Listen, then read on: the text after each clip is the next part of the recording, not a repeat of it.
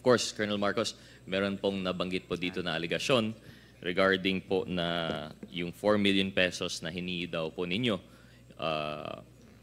sa kay former Mayor Espinosa. Mr. Chair, do you confirm or deny this allegation? Morning po ulit.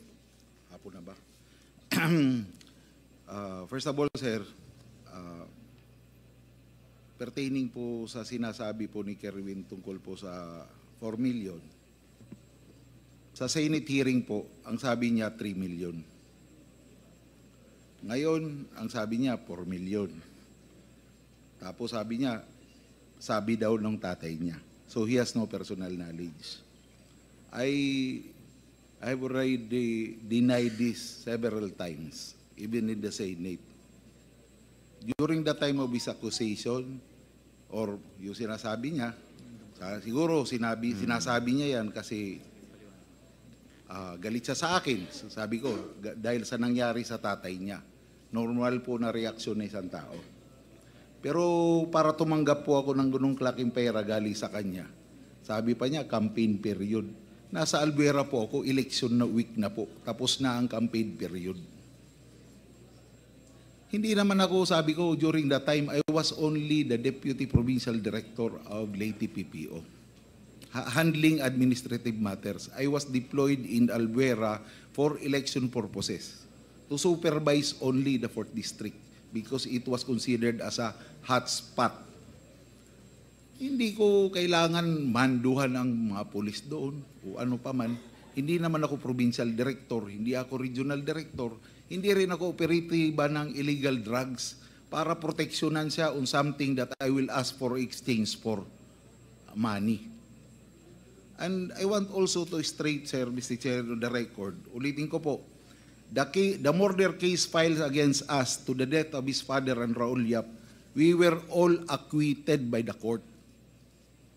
We were, kumbaga,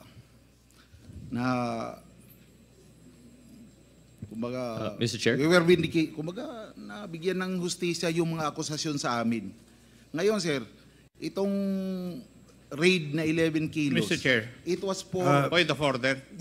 What is the point of order, Congressman Akop? The resource person is not answering appropriately the question of the Honorable Rodriguez. I think we should remind the resource person to answer directly the question of the Honorable Congressman.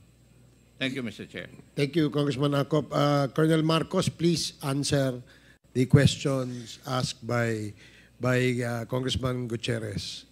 Mr. Chair, thank you. Yes, sir. Although I believe Colonel Marcos did answer yung allegations sa 4 million, it's just that he went on to discuss other things. But I hope the good Colonel could understand that we have a line of questioning and it's one topic, one answer lang naman po. No? Yes, we will proceed with the raid po siguro at a later time. Yes, sir.